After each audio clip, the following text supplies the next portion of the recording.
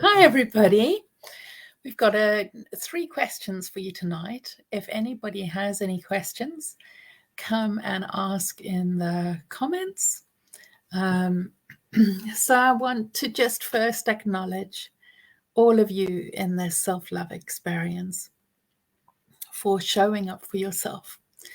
It's not easy to show up for ourselves when we haven't been brought up with that proactive interest and care. So I want to really acknowledge you for showing up and saying, I matter enough to do this. It takes a lot to do that. And I want you to know that I'm proud of you for showing up for you. So just pause and say to yourself, well done. Well done for showing up for me, for coming to this, for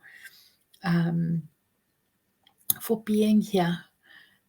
It is not easy. It's not easy always to do this work, and things pop up that make it really hard, where we were programmed in different ways that made us feel that we weren't worthy and we didn't deserve love and care and goodness. I want you to know that you so deserve love and care and goodness. So I'm going to answer these questions. Well, first, I just want you to tune into your heart and just smile into it for a moment and say hello to you. You are so worthy and deserving of love and care and goodness. Okay, so let's look at the first thing I'm going to answer. I'm just going to change the little banner.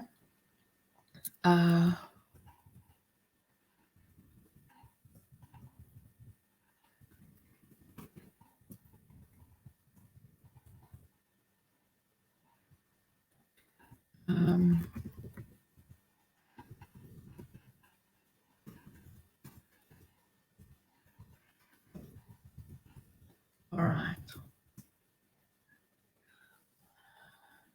Okay. So I'm just putting a banner so that people can see. We're able to find it again. Okay. I always have to work out what I want to call it. So just give me a sec. There we go. Okay. So let's talk about that time where things just feel so intense that you cannot sleep, you get insomnia, you feel like you're burning inside, you're completely overwhelmed. You are so triggered by all that's gone on that it just feels wild inside of yourself and you can't self-love. Let's talk about that. Good to see you.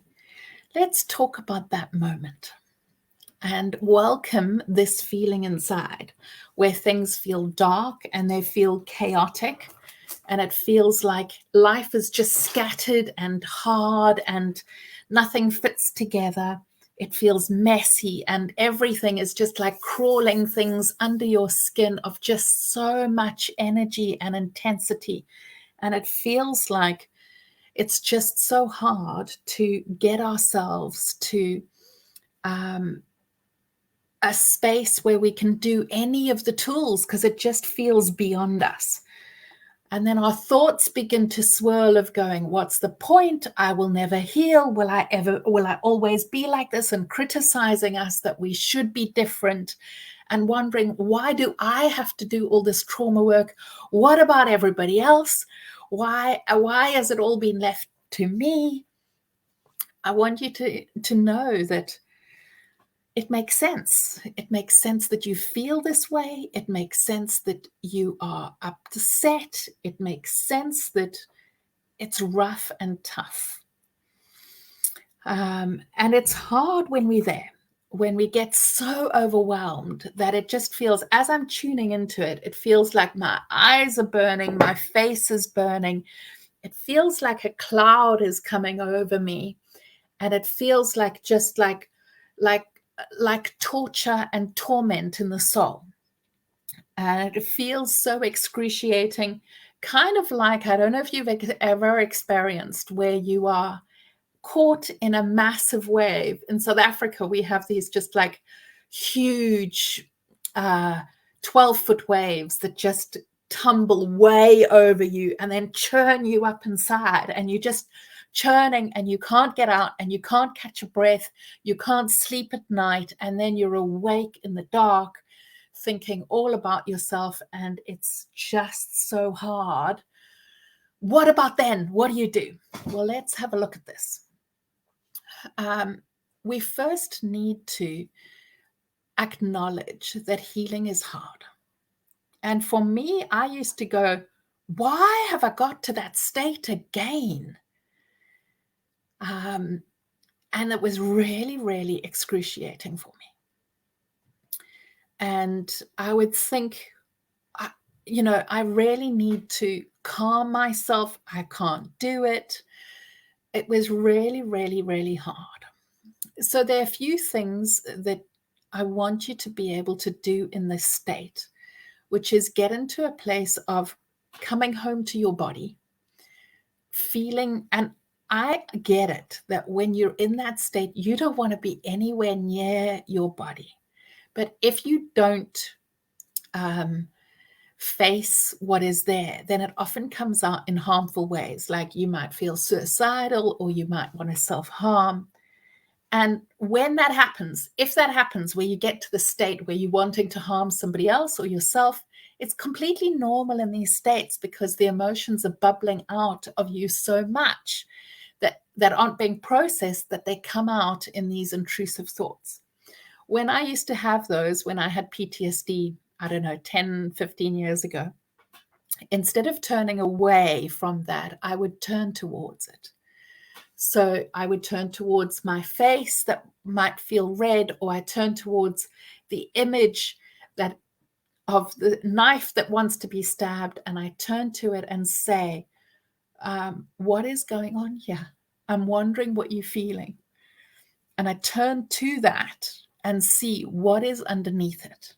So if it's that I am having visions of wanting to stab somebody else, then I turn away and go, what is it that I'm wanting them to feel? And what is it I'm wanting them to understand? What is that energy trying to do inside of me? So instead of making myself wrong or acting out on it, I want to turn towards the energy underneath it. The biggest mistake that we make is we try to avoid the feelings, and then they spring out like leaping louder and louder and louder at us to get us to face them. And then we shame ourselves, going, we shouldn't be feeling like that. We shouldn't be getting angry with others. We shouldn't be feeling this way. We haven't been taught how to deal with emotions before.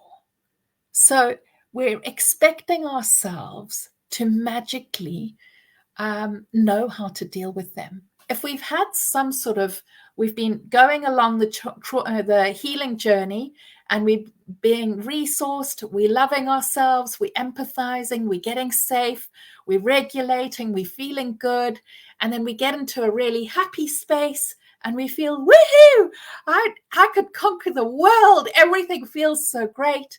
And then something will happen that will dial us down. And then we hit the ground, and everything gets distorted. The issue often is we've got to this high, and we get addicted to that and want to stay there. And then we start to hold on to it really, really stickily and strongly. And then something will happen and knock us. And it takes a lot more effort to recover, because we're focusing on that high, going, that's where I should be. That's who I should be. I should be happy, loving, positive, nice, energized, healthy, all good. And that's a lot of ableism that's happening there, of an internalization of how the world thinks we should be, rather than accepting ourselves as we are. So when we're at this happy state, for those moments when healing has happened, instead of thinking, this is where I'm going to be forever, you want to breathe that in and know that at that place, you are resourcing yourself for the next step in your healing journey. So instead of thinking that's where I have to be, and you get addicted to that positive energy, because then you start to bypass any of the whispers that are happening. And then they become storms and knock you over. So you want to notice the little things in what you're feeling, and empathize with them when you're at a high, instead of that ableism of going, no, I just have to be positive, happy, able-bodied, and well. No, we're not like that. And it's a toxic way to be treating ourselves, because then we go into a fake niceness, happiness, and we start to repeat those patterns of over-functioning for others and pleasing for others and giving them what they need. And then we will crash and burn because we haven't been meeting ourselves.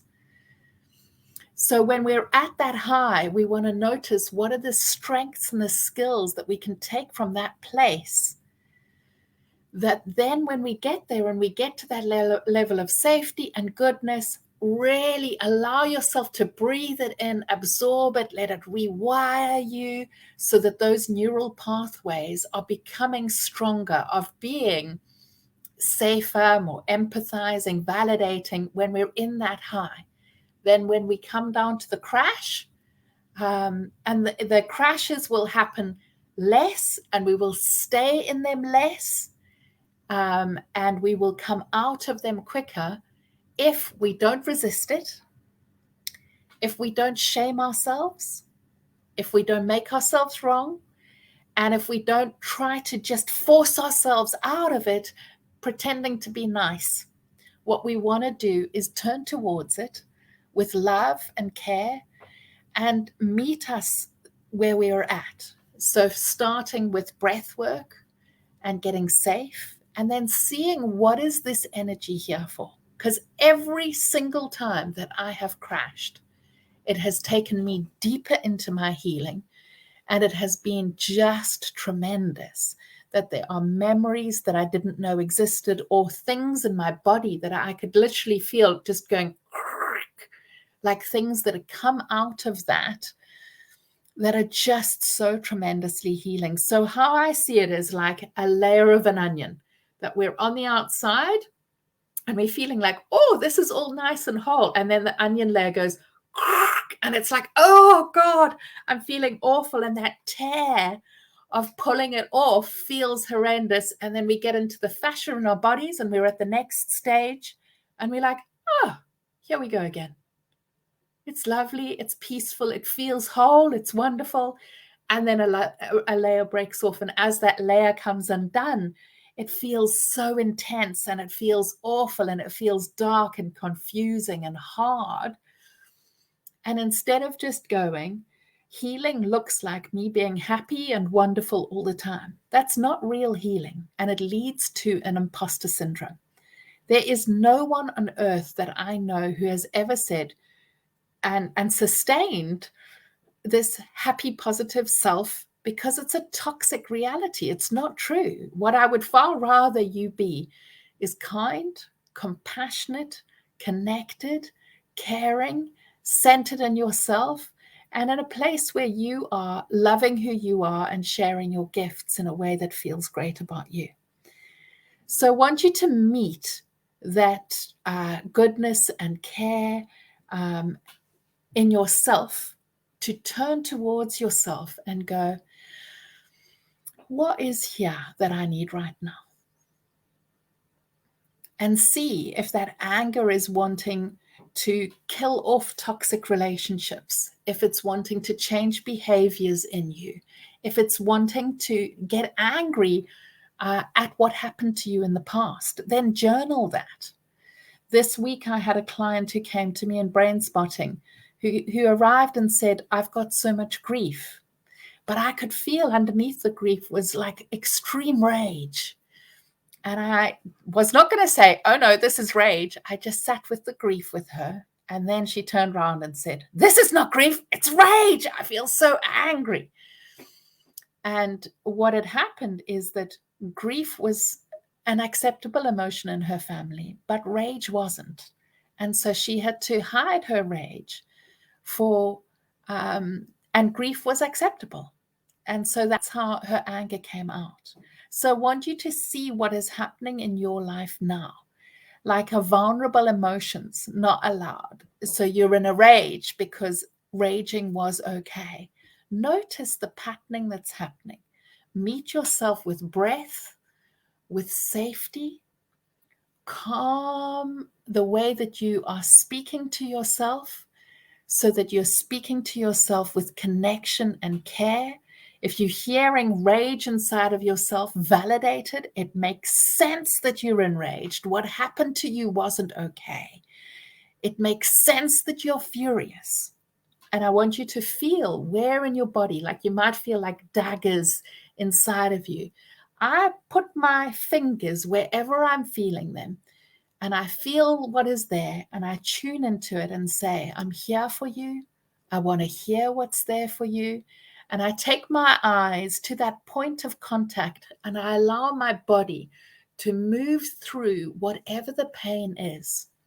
It might be that I'm lying down, might be that I'm sitting right here, and I will just allow myself to move however the pain is moving.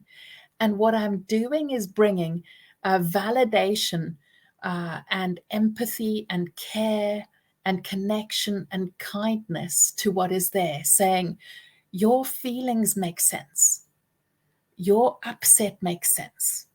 Your resentment makes sense. Whatever feeling is arising, I want you to meet it. When we're overwhelmed, what will often happen is either that flip into hyperactivation where we're really stressed and intense, or that hypoactivation where the dorsal vagus nerve shuts everything down and we become immobilized. Either way, I want you to breathe into yourself. And then I want you to do that, the stuff we've been learning of self-love, where you're tuning into yourself, smiling into you, validating your experience, and breathing with you. So you are there for yourself rather than making yourself wrong for what you feel. So have a go with that. And then let me know in the group how it's going for you so that you feel loved and connected. All right. So next question. Yes, Gregory, if it's something to do with healing trauma, or it's something to do with a relationship issue or even work issues, let me know what your question is. I'm happy to answer you. Okay. So I'm trying to think my best about what this might be teaching me. So I don't want you to go in your head about what is this teaching me. If you go into your body and meet it in your body, then it can, it will allow you to see it, the whisperings in it. But when you're rationalizing it and thinking about it in your head, you often ignore the body. And then you can't get the embodied wisdom. So you might get an analysis or a rationalization. But often that is just like mental masturbation, that we're going, oh, this happened because of this has happened because of that. And it doesn't always help us. Sometimes it does. If you're somebody who hasn't done that work before, it can be helpful. But what really helps is that embodied processing of coming into your body. And yes, dealing with resentments, I would totally meet my resentments in my body with love and care and goodness. Oh, I should have actually changed the banner quickly back to this so that my assistant knows when to, I want her to edit the videos. So Gregory, yes, do ask. So my anger was always internalized when I was younger, and there was no outlet, and it turned inwards into self-harm, and this has always been a pattern.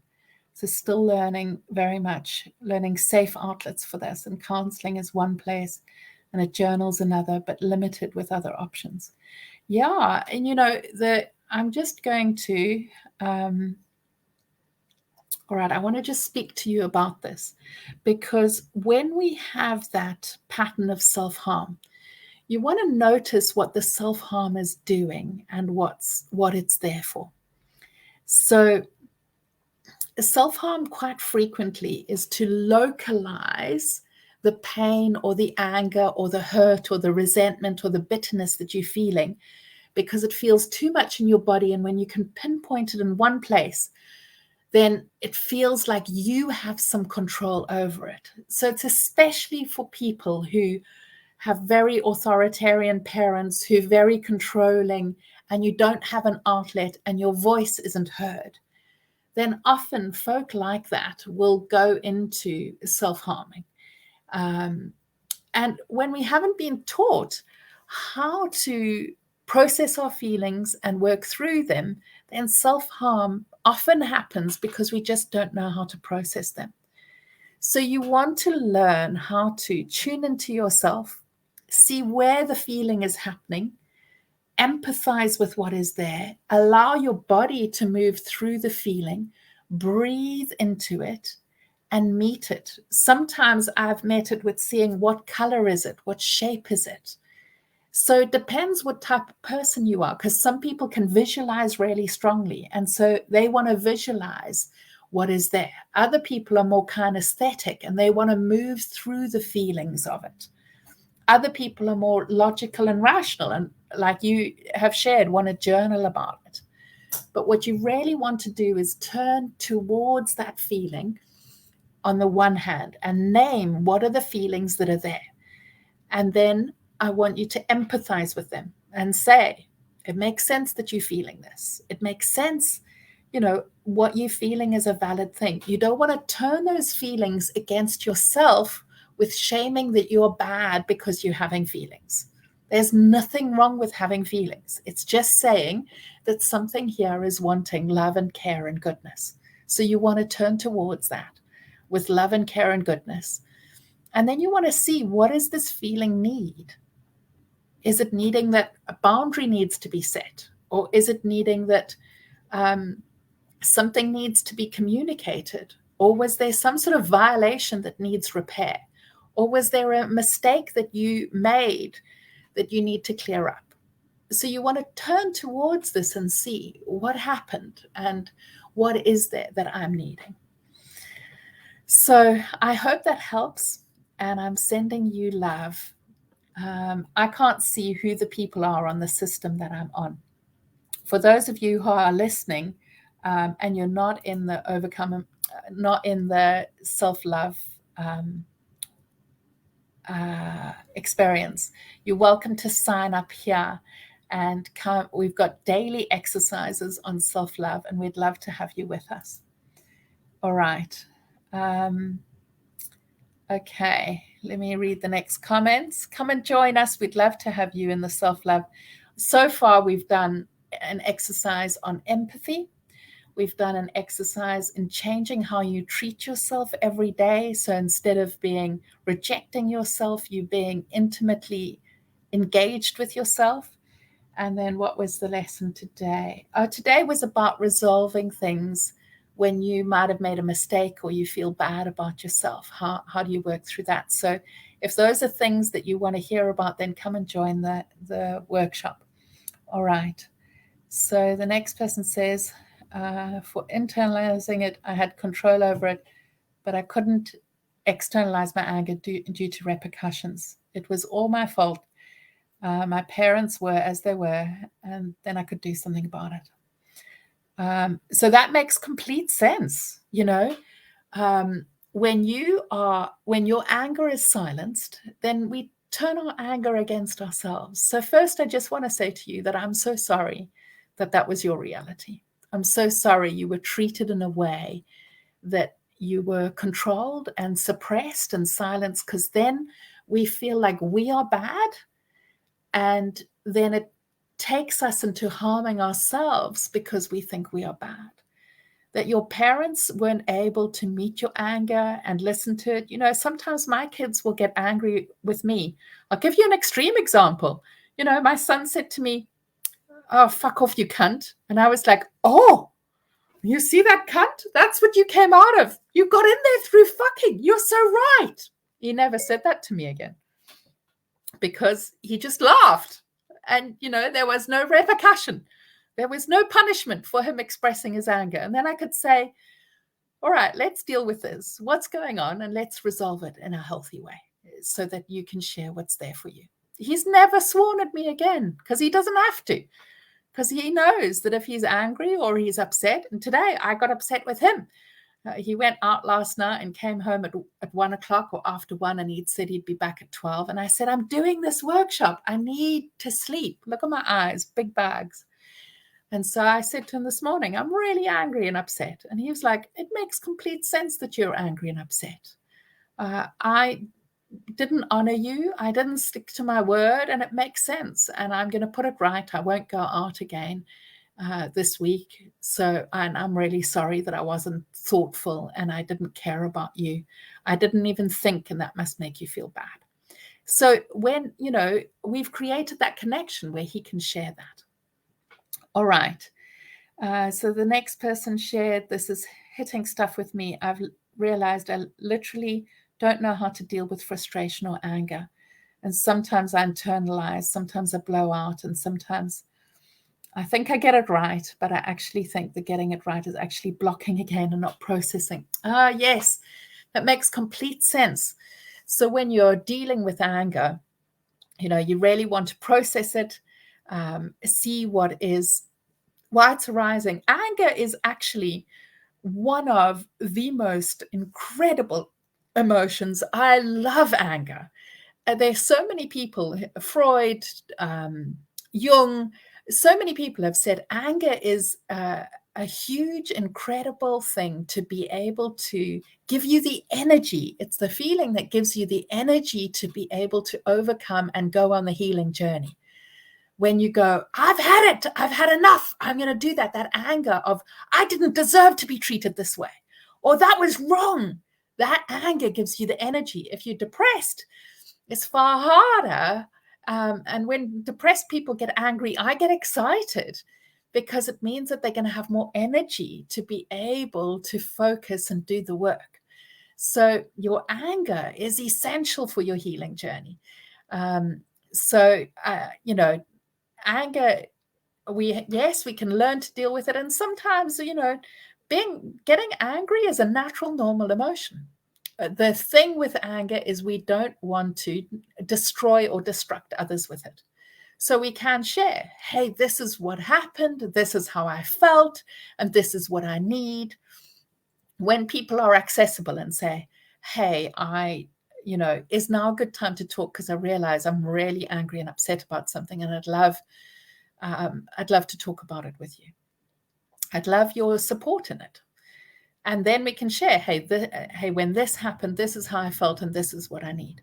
When we go into destruction, you are a bad person, you are awful, then it doesn't help anybody, because you are then toxic shaming somebody else, and it doesn't support connection, growth, and any realization of the skills that they need. Because we also accept, majority of us have not learned the skills to be able to thrive in relationship. We haven't learned how to deal with emotions or how to communicate them. So when people get it wrong, it's just because they haven't been taught how to do them. But it's not our job to teach them. We can say, hey, this is what happened and this is what I need. And I realize, we need to grow these skills together so that it's not your responsibility to fix or change or shift other people. All right. Yes, exactly. It's exciting to fuel your fire in justice, and it does encourage change. My son and I were talking about the inequality and the fuel rises and the food escalation prices. And my son was saying, do you think it's made the population angry enough to raise? And I was like, I don't think so yet. I think they're first going to be pretty depressed about it. But when people get angry, that's what creates change. We need anger to be able to create the momentum for change. So I don't want you to repress or hide your anger. Yes, and always learning. Okay. So are there another couple of questions that I want to answer? So let me see, which one do I want to do first? Okay, this one. So somebody said they have no energy They are so overwhelmed and they're too exhausted to empathize with themselves. What do they do in that situation? So there were times that I was completely depressed, and I didn't have, like, my brain physically could not empathize with me because I was just absolutely empty. So I remember my kids were tiny. They're now 17 and 20, and they were like 6, 5, around there. And I was just literally staring at the wall, unable to function. And the house was a mess. I had no energy. Sometimes I couldn't even lie down because I didn't have the energy to move. And I would just be staring at the wall, sitting there, sometimes 2 or 3 hours. And I didn't know how to shift that because I had done psychology, but they don't teach you how to do trauma. When I studied psychology, whatever it was, 20 years ago, they didn't teach that. Or more than 20 years ago, 27 years ago, they didn't teach that. So I didn't know how to deal with my own PTSD. I had to learn new skills. So the book that I read that really helped was Peter Levine's book. He has a book on trauma and Waking the Tiger Within. And he said that one of the things that really helped was bilateral stimulation. So in the Overcome Emotional Abuse program, I share a couple of these, but the one that really helped me for those moments when I had no energy, overwhelmed, and I couldn't function at all was just doing tennis eyes, where just literally you look left and right. And after a while, it would unhook from that moment of not being able to function. How it felt in a way is like the connections in my brain had just stopped functioning, and I couldn't function in any way.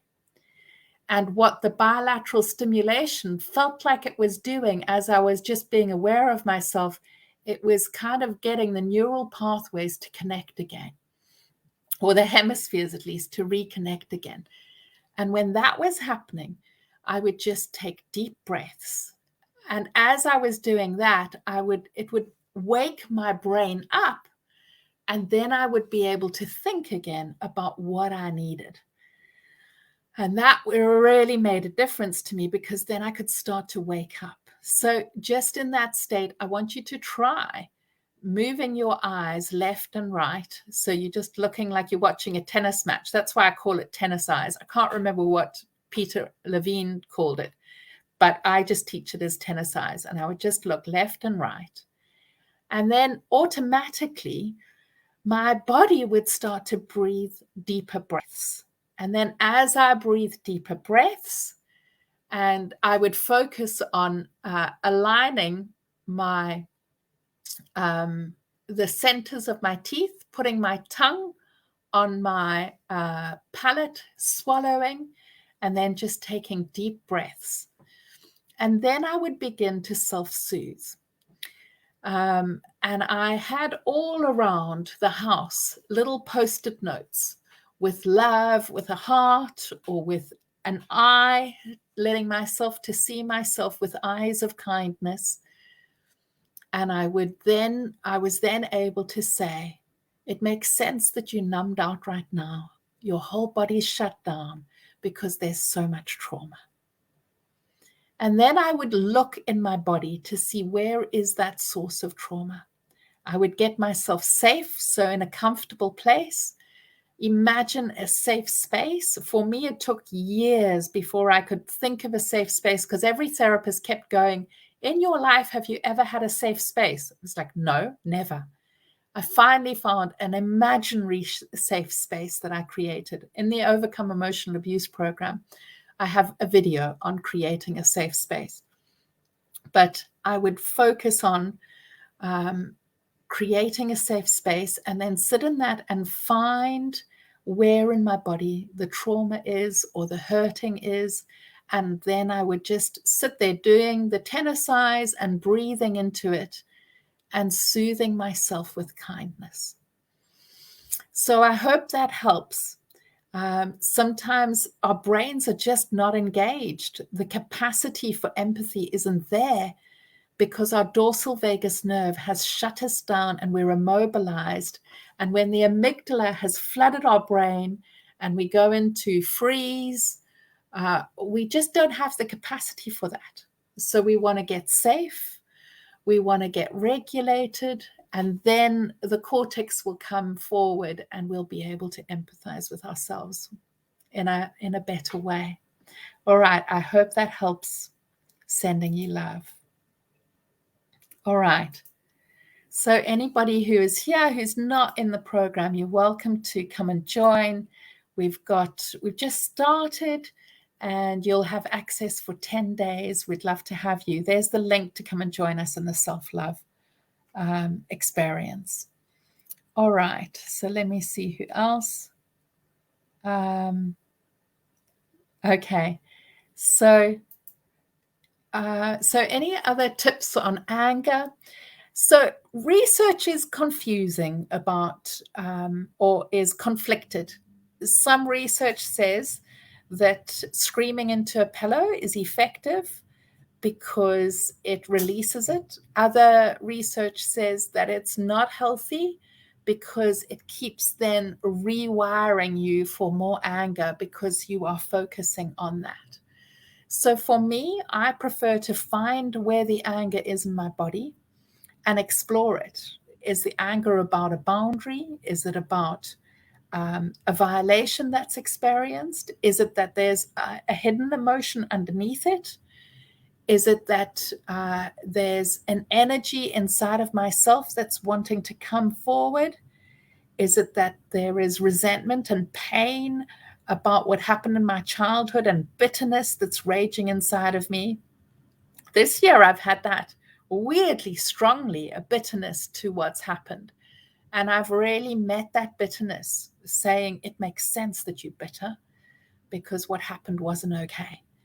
And as I've been able to do that, instead of taking it out, so I haven't written a letter to my mother and going, because she doesn't have the capacity to be able to respond. So it would only be harming her. And I've got no desire to harm her.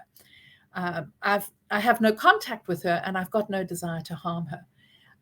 But I wanted to process that bitterness and understand. And as I've been processing that bitterness, I've had more compassion for her. It still doesn't mean I want to be around her, but I have been able to process through that bitterness and understand how I was shamed, and that led me to feeling bad in myself. And then that no wonder I felt angry because it wasn't okay that I was treated like that. So then it's noticing what are the skills that are underneath it. So, the other things that I did with anger is I would draw the anger and say to the anger, where are you coming from? What do you need? When I was journaling, instead of just flooding out all that I'm angry with, I would share, this is what I'm angry about. And then I would pick up a different color pen and empathize and ask questions to that anger. And then I would respond with the other color for anger, so that my practice and focus was more about empathy, curiosity, kindness, and care, rather than just flooding it out and entrenching the anger pathways, because I didn't want to be, and I don't want to be, just somebody who's ranting and raving and really angry. I want to be somebody who's facing things, processing, and going deeper underneath the anger to see what skills it's wanting to grow. The other thing I would do is sometimes my mission was to meet the anger with as much depth as possible. So I would growl to hear what is the feeling in my body? Where is it in the anger? So, I'd go, ah, and see, is it up there? No, it's not there. Is it, oh, and I would try to find the sound of it so that the sound would be healing for myself. And my mission was to meet that anger in a way that it felt loved. And the biggest thing for me was shaking and moving, doing like qigong and really being present to it. So not like just gentle, sweet qigong that was bypassing, but there was a movement where I was shaking my arms down, standing in a squat and moving and just releasing that out of my body. So I hope that those few ideas help. Those are things that have helped me on my journey. All right. Okay, I think there's one more question. I'm glad that you're always learning. And let me see what the question is. All right. Okay. Oh, this one. Okay. So why do we stay with partners who don't value us and try to fix them? You know, when we were with somebody when we were growing up and we had parents who didn't care, who didn't treat us with honor and cherishing, and we had to overfunction for love, then that's what we think love is and love feels like. So that's what feels natural and normal. That's how we've been programmed and wired. So we weren't valued in childhood. So we find somebody who doesn't feel valued and we're like, oh, that's what feels like love. Let me go and get some scraps. As a child, we always thought, if I do this, maybe my parents will love me. And so then we keep as an adult going, oh, if I do this, maybe they'll love me. So, and this is frequent in people who've had trauma, who've had to be very hypervigilant, or people who are naturally highly sensitive people or empaths. And they get into being attuned to people who have got problems in their lives, because then the empath is attuned to them before the other person is attuned to them, and then they can fix them. And so they feel like, wow, they have a value here because they're helping them. This person doesn't value them, is not interested in their help, is okay with how they are. But because we're over-functioning for them, they resent us because we're treating them like they don't have the capacity to be who they are on their own. So we need to notice when we are overly attuned to other people and come home to ourselves and go, what is going on for me? What do I need? What is happening for me? How do I feel? What are my interests? What do I love? And focus on ourselves. We need to notice when we're rushing to rescue or fix them. And we need to go, no, I'm not going over there to help you. I know you have the capacity to help yourself right now. And I believe in you. You can do it. And then we want to focus on ourselves. And when they ask us to do something that they're capable of, instead of doing it in the hope that we might be loved, which we probably won't be, and they probably won't be grateful, of just saying, that doesn't work for me today. I hope that you can get it done. So it's just easy and simple, or no, thanks, not today. It doesn't need to be, raging and angry with them. It's just learning to say no to others and yes to ourselves in a healthy way. So when we've been programmed in a way that's taught us that we're not valuable, then we will often abandon ourselves in the hope that somebody might finally love us. And what we need to do is absolutely love ourselves. We need to know that we are worthy, that we are valuable, that we are good enough, and ultimately that we are lovable, because that's what we are. And we need to learn the skills to love ourselves rather than abandon ourselves for scraps. You are worth more than scraps. Great. And I'm sending you love, and I want you to know you're more valuable than scraps. And if you are not in the workshop, then come and join us in the workshop. There is the link below. We'd love to have you with us, where we're learning all about what self-love is and how to love yourselves. All right. So that is it. Those are all the questions. I hope that has helped. If anybody else has a question, come and share it in the comments. Otherwise, I am going to go off. I've got a few emails to create for tomorrow for the self-love program, for the self-love experience. So that's really kind of you to say. Thank you so much for saying this is a great articulation. And it's a pleasure. Thanks for coming. Thanks for being here. And those of you who aren't in the workshop, I hope you'll come and join us so that we can make a difference into your life, so that you learn how to love yourself, that you are so worthy. Because so many of us have been taught that self-love is just like going for a walk in nature, or is having a bath and lighting a candle and meditating silently. That's not what self-love is here for me. For me, it's all about how we're relating and engaging with ourselves in different circumstances so that we become capable of responding to ourselves in healthy, loving ways that wake us up and make us feel loved because of how we are treating ourselves. And that way we don't ever expect other people to love us because we're loving ourselves. And I know that I've got that wrong at times when I am overgiving too much. And then I get to that place of resenting and feeling bitter. And I've really had to work and meet that bitterness and come home to me and go, what do I want to do? What are my goals and dreams? What matters to me? So I hope that helps. All right, beautiful people. Thanks for coming to the Q&A. And yeah, good to have you here. And I'm sending you so much love and care and goodness. And I hope those of you who are not in the self-love experience will come and join us. We'd love to have you there. All right, everybody. Loads of love. We're having another Q&A on Friday. So for those of you who are in the self-love experience, you can put your questions into the question thing, and then I'll be able to answer them live in the Q&A. All right, everybody. Go well. Bye-bye. Love to you.